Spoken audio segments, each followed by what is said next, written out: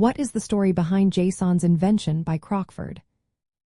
Imagine trying to send data between a web server and a browser, but the format is so complicated that it takes forever to work with.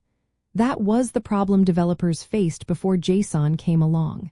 Now, let's look at how it all started. Back in the early 2000s, Douglas Crockford was working on web applications that needed a simple way to exchange data.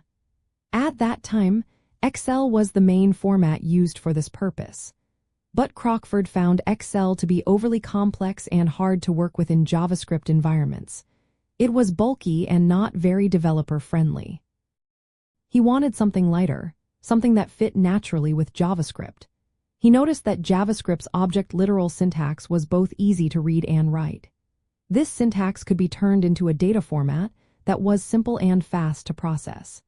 Instead of inventing a new syntax, Crockford took a subset of JavaScript's existing object syntax and standardized it for data exchange.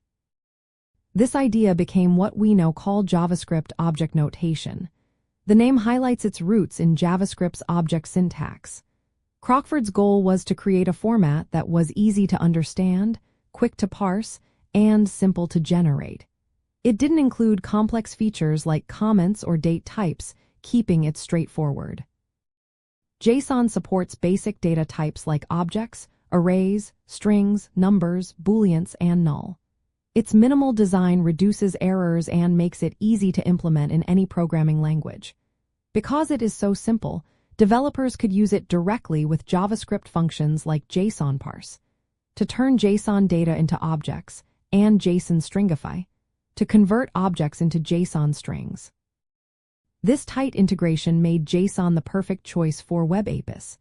When you fetch data from a server using JavaScript, it's often in JSON format.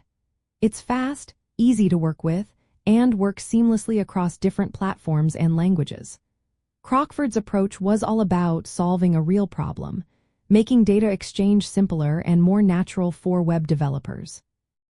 Since its creation, JSON has stayed the same, which is a big reason it remains so reliable. Web technologies evolve quickly, but JSON's stability means code from years ago still works today. That consistency has helped it become the standard for data transfer in web development. In short, Douglas Crockford invented JSON because he needed a simpler, more JavaScript-friendly way to send data between servers and browsers. His focus on simplicity and practicality turned JSON into a core tool for web developers everywhere.